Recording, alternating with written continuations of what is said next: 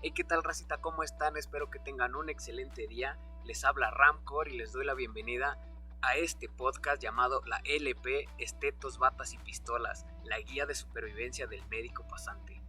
El día de hoy en este episodio les tengo preparado una pequeña guía de qué es el servicio social, de todo eso que no te dijeron en la escuela, sobre qué es, cuáles son los antecedentes, cuánto dura, qué se hace y un poco de lo relacionado a esta etapa de nuestra formación profesional. Quédense para saberlo y sin más por el momento, vamos a darle.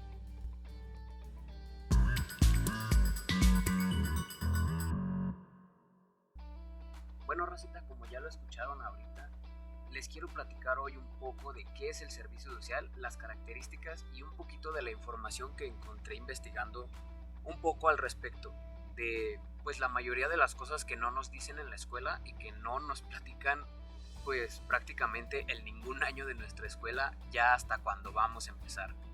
Entonces vamos empezando. El servicio social, pues ¿qué es? ¿Qué jodidos es un servicio social?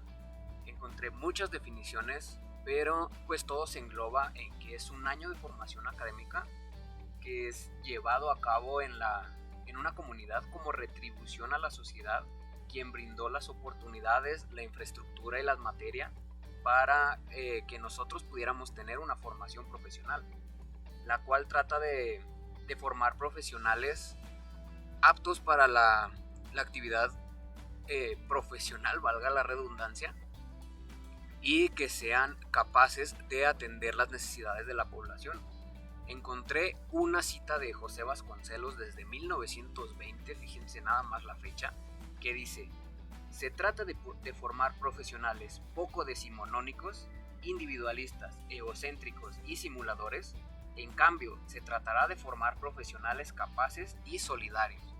Entonces, fíjense desde cuándo viene el servicio social, desde cuándo está la idea del servicio social.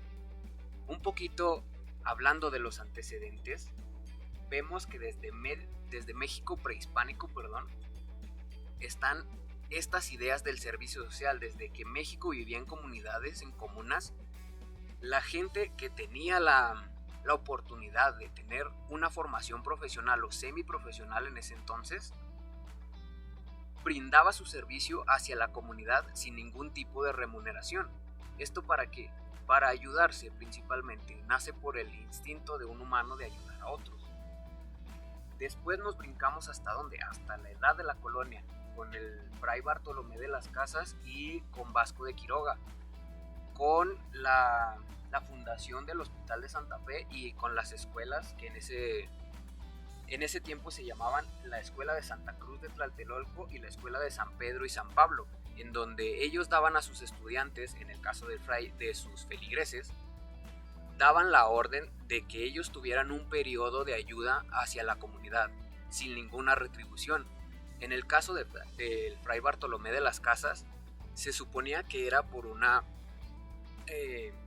mandato divino hacia ser empáticos y ser capaces de ayudar a tu prójimo. Y en el caso de Vasco de Quiroga, era una forma de retribuir a la población el hecho de que él les había dado la oportunidad de estudiar una carrera o de prepararse más que las otras personas. Entonces, pues fíjense, tenemos un marco histórico desde hace muchísimo tiempo que pues siempre se ha mantenido en las mismas bases, o eso nos quieren hacer creer, que se ha mantenido en las mismas bases. Los orígenes aquí en México, ya un poquito más formales del servicio social, se remontan hasta 1934 con la idea de Justo Sierra y del licenciado Manuel Gómez Morín, que en ese tiempo era el rector de la Universidad Nacional Autónoma de México, donde tienen una idea de formar ya el servicio social, de hacerlo un requisito para el ejercicio profesional. En 1936, o sea 2 años después, el servicio social en la UNAM se hace obligatorio para los estudiantes o los egresados de la carrera de medicina, de enfermería y de química general. Esto es aunado o gracias a la ayuda del entonces llamado Departamento de Salud Pública y por el doctor Gustavo Vaz Prada. y no es hasta el año de 1938 que se hace obligatorio para todos los egresados de la Universidad Nacional Autónoma de México, de todas las carreras.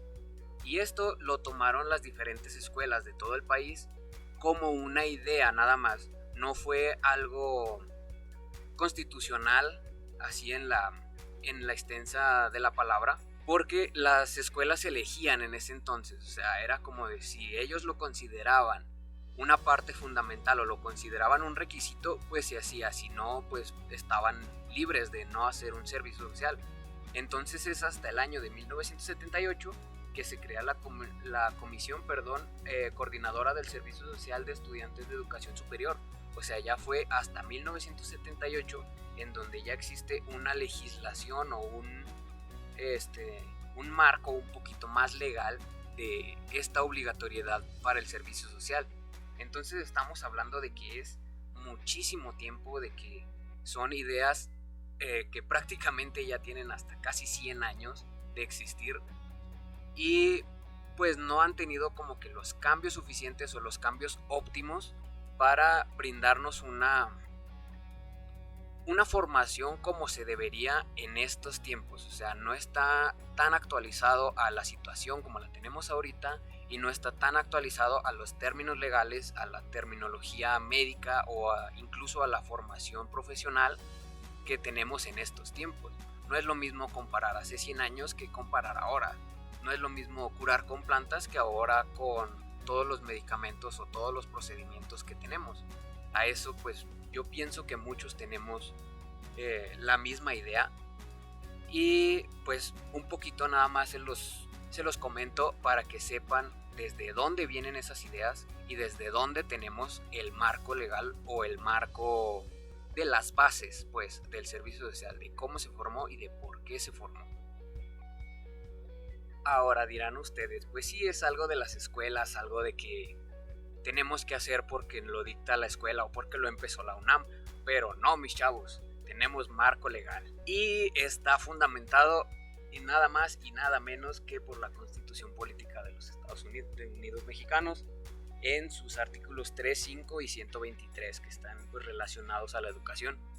Y aparte de esto, no nada más por estar por la Constitución, sino que también tenemos la ley del reglamento del artículo 5 de la Constitución, aparte también la ley de educación y la ley de profesiones que están aunados o que tienen cierto régimen hacia el servicio social.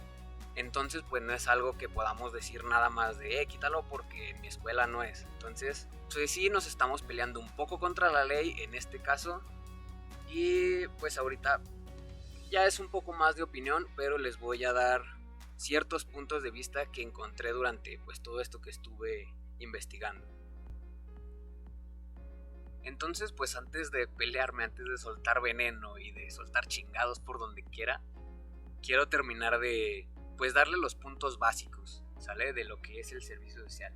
Ya vimos qué es los antecedentes y un poquito de lo del marco legal. Ahora, ¿cuánto dura? ¿Cuánto dura el servicio social o cuánto marca la ley que tiene que durar? Pues nos manda de que tiene que ser un periodo no menor a 6 meses ni que sea mayor a 2 años de la formación profesional. Entonces pues podemos tener la suerte en algunas carreras de hacer nada más 6 meses de servicio social o la mala suerte de hacer hasta 2 años, pero por ley pues no puede ser ni menos ni más. Y si lo llamamos por horas o si lo tomamos en cuenta por horas, se marca que tiene que ser un periodo no menor a 480 horas de servicio social comunitario.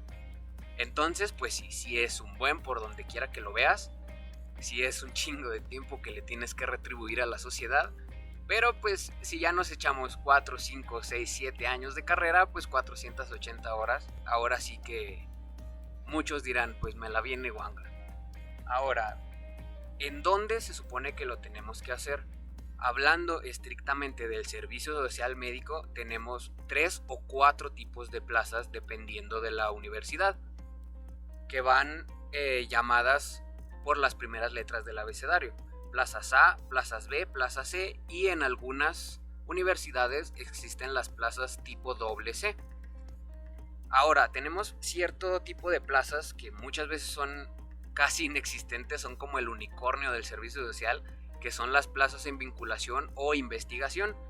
Ahorita vamos a hablar de cada una de ellas. Entonces, pues, ¿dónde tenemos que hacer un servicio social? Se supone que son en unidades de primero o segundo nivel de atención o en unidades de investigación, en unidades que tengan la posibilidad de hacer investigaciones relacionadas al ámbito médico. Para las plazas A, se supone que son unidades de atención urbana, o sea que atienden una población mayor a 15,000 habitantes, y en su horario pues principalmente son de 5 días a la semana, o sea prácticamente de lunes a viernes, con un horario de 8 horas y descanso de sábado y domingo. Tú dices, qué chido, qué bien se escucha esa plaza, yo quiero una. Pues no, mi chavo, para tener esas plazas tienes que tener un buen promedio en la mayoría de las universidades o buscar tu plaza tú mismo. O sea, es un proceso largo, es un proceso muy tedioso y de boca de muchos de mis compañeros, pues muchas veces es muy difícil de hacerlo y te llevas prácticamente todo el año de tu internado. Entonces, pues sí, son plazas muy difíciles de conseguir, muy buenas si es que te quieres quedar en la universidad o cerca de tu casa en la capital del estado, lo que sea, pero pues sí le vas a tener que sufrir para poder conseguirla. Las plazas de tipo B son en unidades de atención a población concentrada, o sea, en comunidades que tienen población entre los 2,500 hasta los 15,000 habitantes. Se ve que pues son comunidades un poquito más largas, no son cabeceras municipales, pero pues son comunidades grandes, comunidades que tienen un poquito más de oportunidades porque obviamente tienen más habitantes. En estas tienes un horario de 5 a 6 días hábiles, o sea, puedes ir de lunes a viernes o de lunes a sábado, con 8 horas de atención a la población. O sea, tú vas a un horario normal de lunes a sábado o de lunes a viernes, depende de tu plaza. Están bien, están buenas, son plazas no muy lejanas, son plazas en las que ves más o menos mucha o moderada consulta, pero pues son una buena opción para aquellos que viven en una comunidad cerca de la cabecera municipal o que no se quieren ir muy lejos de su casa.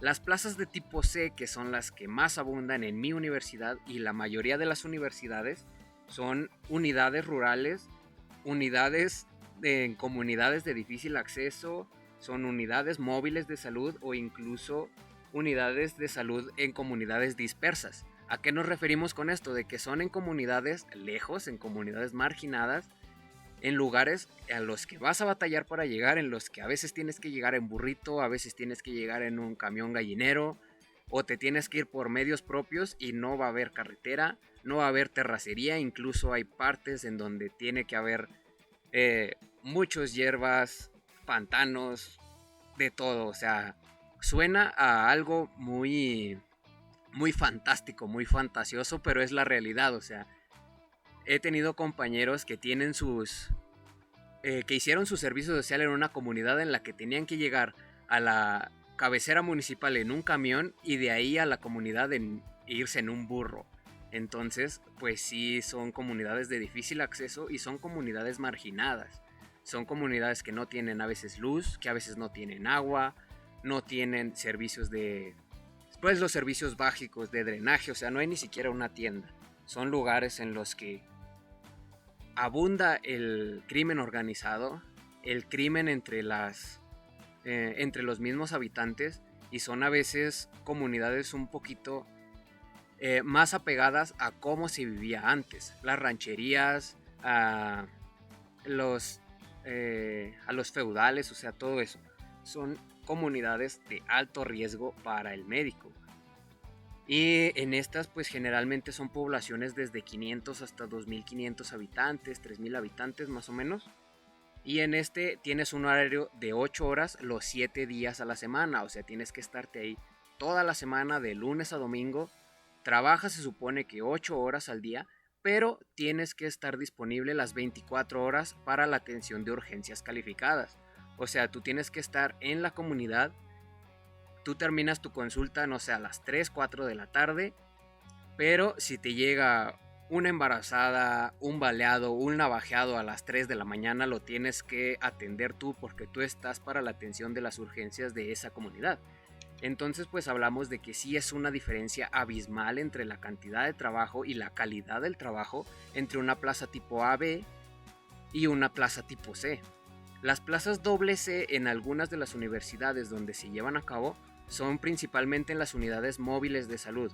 O sea, tú vas en uno de las caravanas de salud, en uno de los incluso ambulancias, camiones que están adecuadas como consultorio médico, como unidades de primer nivel que van a las diferentes comunidades, pero la diferencia es que en esas plazas doble C te pueden regresar a la cabecera municipal o incluso a tu municipio, ¿sale?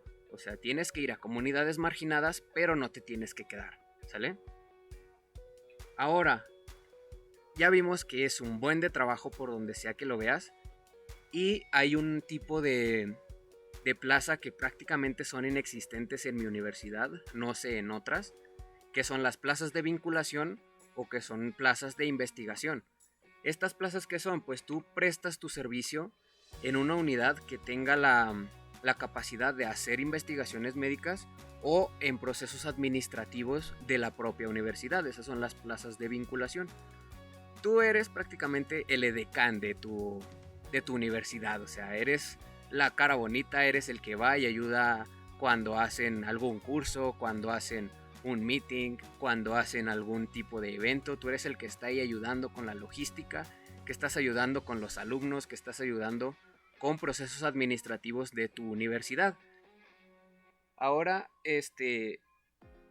por las situaciones de inseguridad que se han visto en todo México, sí se ha visto que hay un incremento en ese tipo de plazas de investigación y de vinculación, pero todavía no es un incremento bastante significativo. O sea, por lo menos en universidades públicas se han abierto un promedio de entre 5 y 8 plazas de servicio social en vinculación o en investigación. Entonces estamos hablando de que sí, hay 8 de investigación, pero hay otras 200 para tipo C. Entonces pues sí es una diferencia abismal.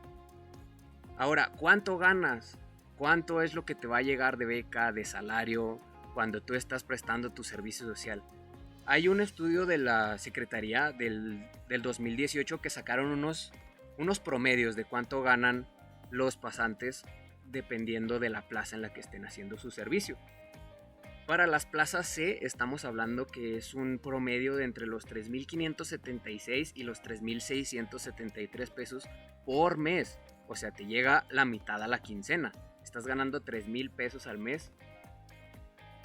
Las plazas tipo B tienen un promedio de entre los 2.420 y los 2.600 pesos por mes igual. En las plazas tipo A, aquí es un caso especial porque como son plazas un poquito más apegadas a las oportunidades o un poquito más utópicas, por así decirlo, si es que te llegan a pagar, vas a tener un sueldo mensual de entre los 1,000 y los 2,100 pesos, ¿sale? Cabe destacar que en muchas de estas plazas tipo A no tienes beca, ¿sale? Si haces la plaza de tipo A de vinculación o de investigación, muchas veces no te dan nada de apoyo, ¿sale? O sea, no llevas una beca por parte federal. La mayoría se manejan por becas de la misma universidad o incluso en programas gubernamentales, llamémoslo ahora de que sacó nuestro señor el cabecita de algodón, lo de jóvenes construyendo el futuro, pero no es una garantía. O sea, puede que te paguen o puede que no te paguen en una plaza tipo A de investigación o de vinculación. Y en este mismo estudio de la Secretaría se marca de que a los pasantes en investigación pueden recibir hasta un salario de entre los 500 y los 1,000 pesos mensuales. O sea, estamos viendo que un médico pasante, sea como sea su situación, tiene mucho trabajo, pero no tiene mucha paga. Entonces, pues sí es una mentada de madre para los pasantes, aunado a cosas que les voy a estar diciendo ahorita en los siguientes aspectos. porque déjenme decirles que en este mismo artículo de la Secretaría marca que nosotros como pasantes tenemos que recibir un depósito mensual o bimestral de que va entre los 1,000 y los 1,850 pesos, que van a ser destinados únicamente para el material y equipo necesario para que tú lleves a cabo tus necesidades o tus actividades esenciales dentro del servicio de salud. O sea, ellos te tienen que dar un apoyo por si te faltan medicamentos, por si te faltan jeringas, porque no sé, porque al centro de salud se le jodió el foco, la silla ya no sirve, se tapó el baño, no sé, todo eso. O sea, 1,800 pesos, entre 1,000 y 1,800, perdón, que te tienen que dar para ese tipo de cosas. O sea, para que tú tengas tu centro social o tu centro de salud de la mejor manera que se pueda, o tener lo mínimo en las condiciones óptimas. Ahora me voy a meter un poquito en un tema que está muy debatible, está muy abierto a debate y está muy abierto a crítica, que son las condiciones en las que tienes que hacer tu servicio social. Les voy a decir de una vez, no hay mucha legislación para esto, no hay muchas reglas y no hay muchos documentos que obliguen al prestador, o sea, a la persona que te va a dar tu plaza, a darte las condiciones necesarias. Pero pues dentro de las cosas que encontré, principalmente son entre la vivienda y las condiciones del centro, ¿sale? Las condiciones de la vivienda, o sea, son exclusivamente para las plazas de tipo B o C, en donde tienes que quedarte en la comunidad. Es de que la vivienda tiene que ser proporcionada por la jurisdicción, muchas veces es en el mismo centro de salud, en la casa de salud o en una casa de renta, pero que te la tiene que proporcionar la jurisdicción sanitaria.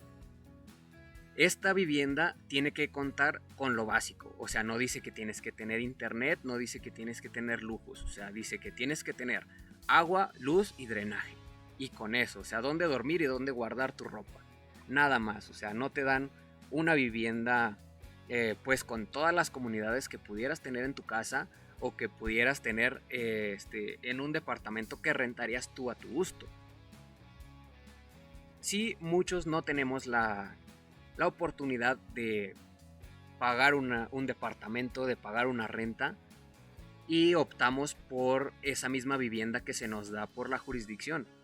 Pero vamos, o sea, hay verdaderas historias random y verdaderas historias de terror de compañeros en los que en su unidad de salud simplemente tienen un catre o un colchón en el suelo en un cuartito así del centro de salud. Tienen un buró o una mesa para poner sus cosas y un escritorio, o sea, es todo lo que tienes. En tu baño pues tienes ya ahí tu taza para hacer tus necesidades y tienes tu regadera y se acabó, o sea, no tienes nada más. Hay compañeros que no tienen ni siquiera energía eléctrica, hay muchos que no tienen drenaje, entonces pues como ya lo había dicho antes, es una mentada de madre para los pasantes, porque no podemos estar viviendo nada más en esas condiciones. Es deplorable las condiciones que muchas veces tienen los centros de salud y que pues lastimosamente nos tenemos que adecuar a eso. Y ahora pues te preguntarás, si nos tienen en esas condiciones, entonces pues yo nada más voy a ir un rato, nada más voy a ir a hacer mi consulta. Pues inocente palomita, déjame decirte que no es cierto. Las actividades que tienes que realizar tú en tu servicio social como médico van desde la consulta de primer nivel, o sea, la consulta normal que todos conocemos, por un resfriado, por una gripe, por lo que sea. Van desde eso hacia la atención primaria de las embarazadas, o sea, el control del embarazo, el control del crecimiento de niño sano, actividades de vacunación, de prevención de las enfermedades y actividades relacionadas a las enfermedades epidémicas o endémicas de la comunidad en la que estés viviendo. Si estás en una comunidad donde hay mucho dengue, tienes que hacer actividades de prevención, incluso participar en las campañas de fumigación, de limpieza de aguas negras, para tú tener un control de esa enfermedad endémica de ahí. Tienes que hacer actividades del control epidémico, o sea, de dar a conocer los reportes de incidencia epidemiológica de enfermedades como las tuberculosis, brucelosis, o sea, todas esas enfermedades de notificación epidémica. También tienes que hacerlas tú. Y en muchas de las plazas de tipo C, tienes que hacer actividades administrativas relacionadas con el centro. Prácticamente tú vas a ser el director de la unidad de salud o del centro de salud. Entonces, ¿esto qué tiene que ver? Pues todo, mi chavo, toda la responsabilidad está en ti. Tú eres el director, tú tienes que pedir medicamentos, tú tienes que hacer los estudios de salud, tú tienes que hacer los estudios de las necesidades del centro, de salud.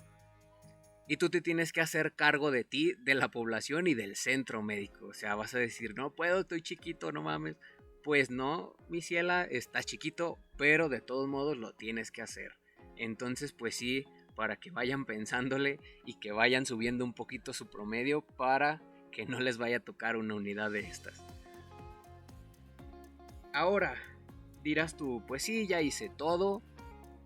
Ya llegué a mi unidad de salud, ya estuve viviendo como perro un año, pues ya me libré de esto. Pues no, vienen más cosas feas, que es la liberación. Exactamente, al terminar tu año de servicio social, tienes que entregar un proyecto para que te puedan liberar.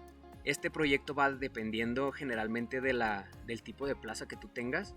Si es una plaza de investigación o una plaza tipo A, de vinculación o en tu propia universidad, son generalmente protocolos de investigación. O sea, tú tomas una muestra, tomas un grupo piloto, tomas todo lo que necesitas para hacer tu protocolo de investigación y al final pues te lo van a revisar y si está bien, si lo hiciste correctamente, si no te equivocaste en nada o tienes las menos equivocaciones posibles, te ponen una calificación aprobatoria y te pueden liberar tu servicio social. Obviamente tienes que llevar papelería, tienes que hacer los trámites gubernamentales, los trámites esos aburridos que a todos nos caga hacer. Pero pues ya, es para liberar tu servicio social. En las plazas de tipo C o tipo B, generalmente es una cosa que se llama diagnóstico de salud. ¿Y qué es esto? Pues a grosso modo es un reporte de los casos o de las enfermedades que afectan a tu población. No sé, tú dices, en mi población hay mucha picadura de alacrán porque estoy en el cerro, cerca de Durango, hace mucho calor, lo que sea. Y a mi población lo principal que le aqueja, pues son las picaduras de alacrán.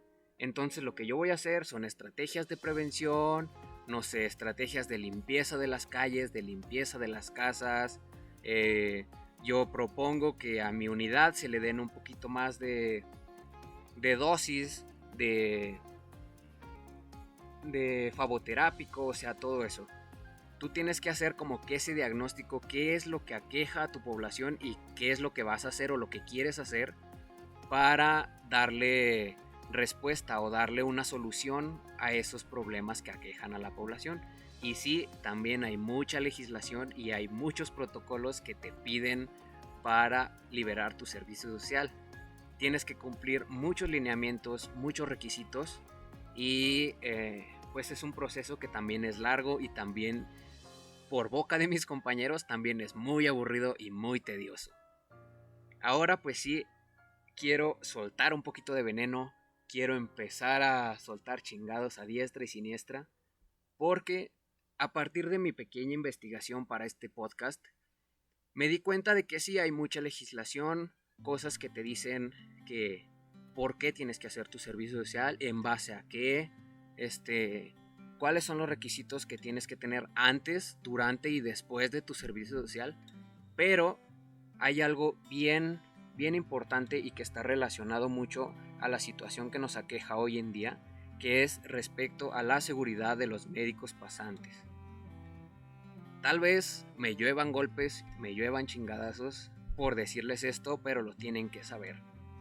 No hay ninguna legislación, no hay ninguna ley especial, no hay ningún apartado en las leyes que nos protejan estrictamente por ser médicos pasantes. Si tienes una situación de violencia, si tienes una situación de acoso, algún problema legal que tengas dentro de de tu unidad de salud prestando tu servicio social, no hay ninguna ley que te proteja estrictamente. Si te robaron, tú vas a la fiscalía, tú vas a las oficinas correspondientes para denunciar que te robaron, pero eso entra como un robo a una persona X. No tienes ninguna protección de que, oye, me robaron mi equipo médico yendo hacia la unidad. Te van a decir, pues ni modo, o sea, va a entrar, qué mal que le robaron, pero pues entra como un robo X, o sea, un robo normal a una persona, a un ciudadano normal. Si tienes una situación de violencia dentro de tu centro de salud, dentro de tu jurisdicción, que se han llegado a dar y se van a seguir dando por la situación del país, situaciones relacionadas con el crimen organizado, con grupos delictivos, con cosas de dudosa procedencia, llamémoslo así, no tienes ninguna ley que te proteja estrictamente por ser médico.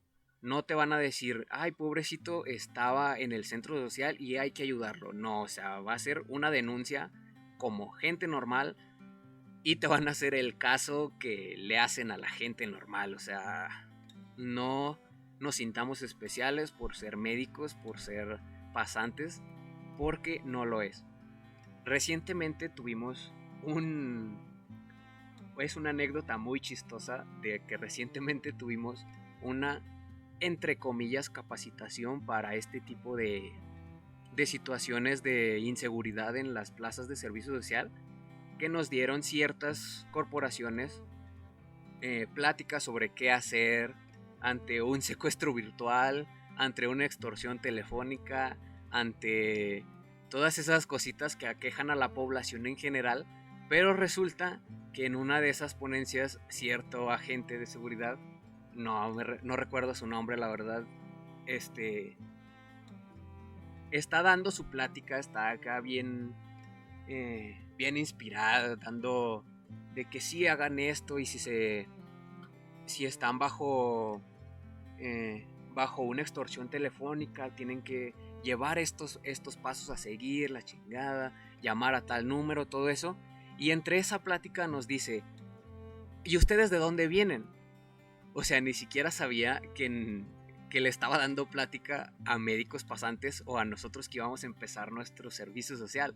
O sea, estaba dando como que una plática X. Entonces, para que ustedes se den cuenta un poquito del contexto social que nos aqueja. O sea, no nos dan una protección especial. O sea, no es que la pidamos ni que nos sintamos dioses ni inalcanzables por ser médicos. Pero obviamente, pues no es lo mismo tener un secuestro virtual o una extorsión telefónica estando en nuestras casas, en nuestros días de descanso como civiles, que se metan a robar o que se metan al centro de salud amenazando con pistolas tu vida de que si no salvas a X cosa tú mismo la pagas. O sea, no hay, o por lo menos no se nos dio la capacitación de qué hacer en esos casos. Y fue como de que nos preguntó de dónde veníamos, de que no, pues vamos a ser médicos pasantes así, vamos a estar en comunidades y la chingada. Y le cambió totalmente el semblante, fue como de, no, pues échenle ganas y pues mucha suerte en sus comunidades. O sea, ¿qué seguridad te va a dar eso? O sea, si un agente de la seguridad te está diciendo, no, pues échale ganas y ten cuidado. O sea, ¿tú con qué cara vas a ir a tu plaza? O sea, vas a ir esperando lo peor. Y pues es algo del contexto social, que se nos está quejando ahorita un poquito y que está muy en boga. Hemos tenido, desgraciadamente, muchos asesinatos de médicos pasantes. Hemos tenido casos de violación, casos de feminicidio, casos de acoso laboral, casos de violencia directa hacia el personal médico, hacia el personal de salud, que pues obviamente no es algo que se tenga que tomar a la ligera. No porque yo sea médico pasante, no porque yo sea personal de la salud, quiero una protección especial, pero no se está haciendo el caso que se debería. No ha habido una respuesta muy favorable tanto por parte de las instituciones de salud como de las instituciones gubernamentales, y las instituciones de seguridad pública. Eso es un hecho. Y si no alzamos la voz, si no empezamos a exigir nuestros derechos o empecemos a exigir simplemente lo necesario para llevar una práctica médica digna, pues. O sea, hubo un comentario también por ahí de que es que no les puedo poner un policía a cada uno. No, no estamos pidiendo un policía para cada uno. Pero mínimo que en nuestra comunidad haya seguridad. O sea, hay comunidades en las que no entra ni siquiera la policía, no entran los ejércitos, no entra la Guardia Nacional. Pero ¿por qué sí entra el médico? O sea, ahí está la discrepancia, ahí está el pedo de que ¿por qué si no entran las instituciones de seguridad, que ellos van con armas y que ellos van preparados para lo que pueda suceder? ¿Por qué chingados va a entrar un médico que su función principal y su motivación personal principal es de ayudar a la población? O sea, ¿por qué ponernos en riesgo de esta manera y no darnos las mínimas garantías de seguridad? ¿Por qué no hacernos un poquito de caso? ¿Por qué no ayudarnos? ¿Y por qué no hacerle caso a todo lo que pasó? ¿Por qué no hacerle caso a lo que pasó con nuestros compañeros que fallecieron, con nuestros compañeros a los que asesinaron, con nuestros compañeros a los que se han metido y han amenazado dentro de los centros de salud, dentro de las casas de salud, a mis compañeros que les han robado, que los han asaltado, que los han dejado sin sus cosas y que los han privado hasta de su libertad por el simple hecho de ser médicos? Es un foco rojo que tenemos que tener bien en cuenta. Y tú, compañero, que estás por empezar tu servicio social, que estás en tu internado, que estás estudiando, debes de tenerlo bien en cuenta y tienes que alzar la voz. ¿Por qué? Porque dirás, pues sí, a mí a lo mejor y me toca en 3 años, a mí a lo mejor me toca el año que entra y a lo mejor las cosas son diferentes. Pues no, o sea, siempre ha sido igual. Ahí, si buscas tú en tu navegador preferido, buscas violencia contra los médicos pasantes, te van a salir muchos artículos de hace muchísimo tiempo que hablan de que los pasantes fueron secuestrados, de que los levantaron, de que los agarraron cuando iban en un traslado, que los asesinaron, que los han amenazado, que los han amedrentado. Y es un problema que ha estado desde hace muchísimo tiempo. O sea, el hecho de ser médico no te exime de esas condiciones insalubres o de esas condiciones que les falta mucha seguridad. Entonces, tú dirás, pues sí, me toca en mucho tiempo, o a lo mejor, no sé, puedes escuchar esto ya como médico general, puedes escucharlo como médico especialista, subespecialista, director, lo que sea, eminencia, y puedes decir, a mí no me afecta. Fue una pasante, fue un pasante, fue un estudiante. Pues sí, pero adivina qué, tú también fuiste estudiante, tú también fuiste pasante y tú también fuiste interno y tú también lo sufriste. Y el hecho de solamente decir, a mí ya me pasó y lo tienen que pasar los demás, es una falta de respeto, es una falta de vocación y es una falta de humanismo en tu práctica médica, porque no estás siendo empático con tus semejantes.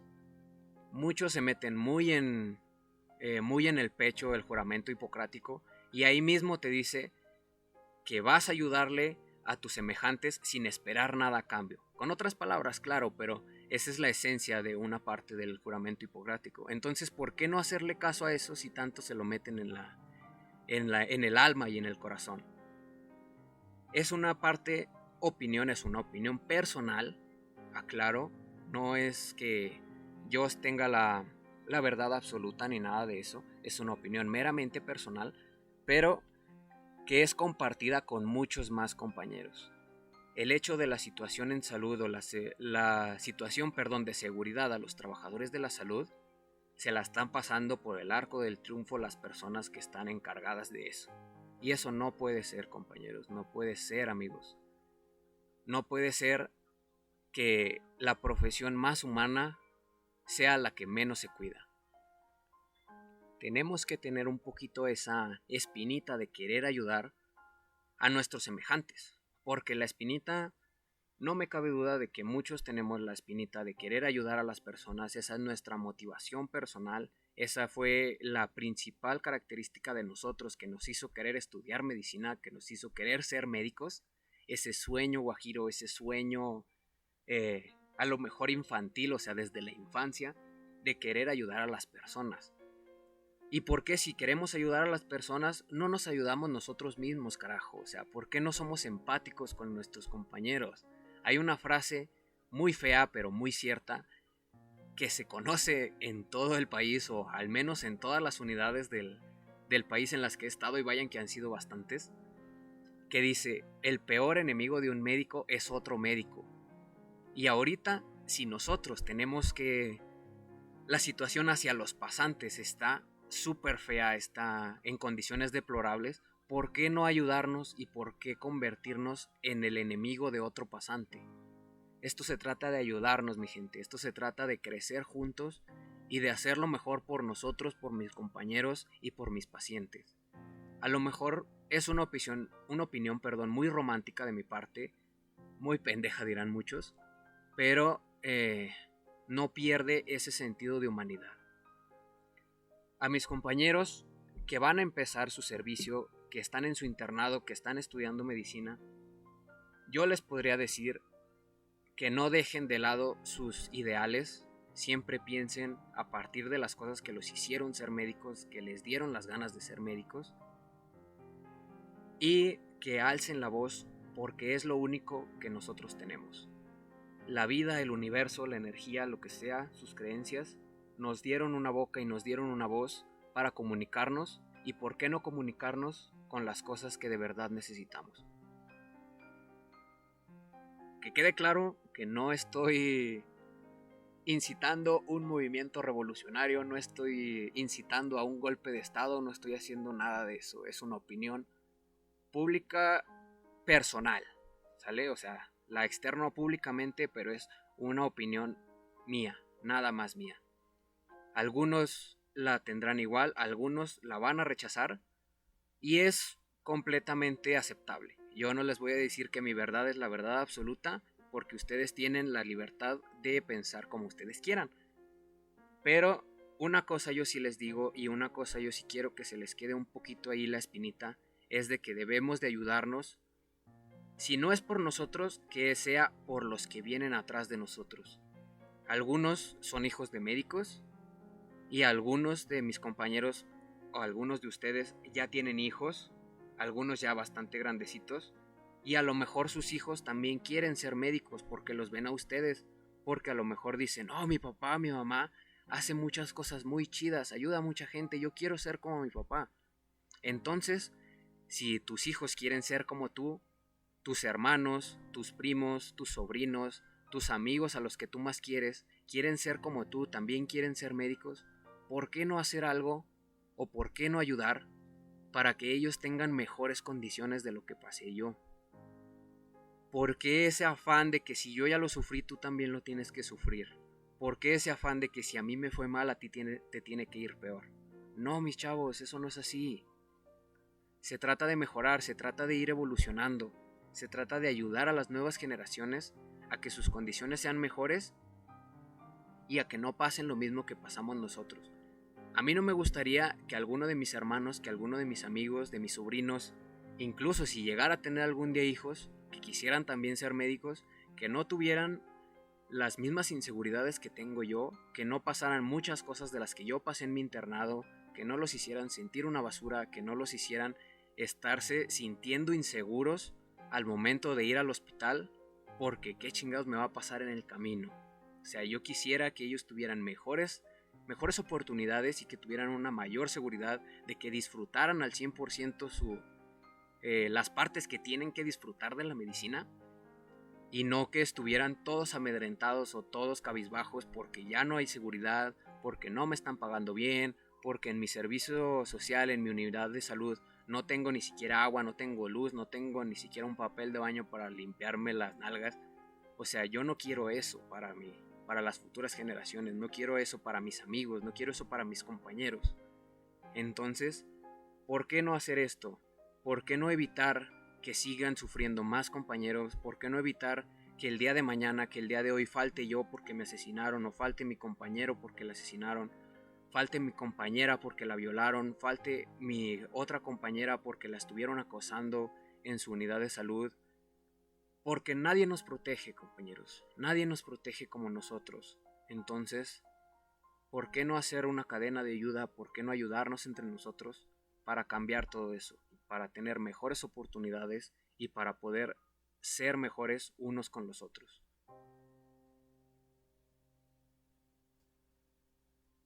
Pero bueno, mi gente, como ya les dije, esta es una opinión personal, meramente personal. Nadie me dijo que lo dijera, nadie me patrocinó, bueno, fuera que me patrocinaran por decir cosas así. Y pues nada más me queda terminar este capítulo.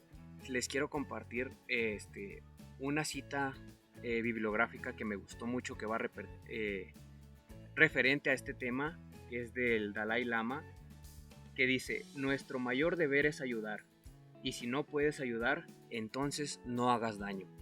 Esa es una frase que a mí me gustó mucho. Es mucho, o muy más bien referida hacia cómo estamos viviendo ahorita, hacia la situación en la que nos estamos desarrollando. E incluso para las personas religiosas hay un dicho que dice mucho mi mamá, que dice: amarás a tu prójimo como a ti mismo. Entonces, si ustedes son religiosos, si tienen sus creencias, muy respetable, pues desde ahí mismo les están diciendo que tenemos que ayudarnos unos a otros. Entonces, mi gente, no me queda nada más que agradecerles que me hayan escuchado, que hayan estado aquí conmigo en este capítulo 1 de este podcast llamado La LP, Estetos, Batas y Pistolas. No olviden suscribirse, dejarme un like si es que les gustó, compartan con sus compañeros, con sus amigos, para que tengan un poquito más de idea de qué es el servicio social, que conozcan un poquito más, que crezcamos como comunidad. Y nos vemos en el siguiente episodio, raza. Les mando un beso donde se lo quieran poner. Cuídense mucho. Paz.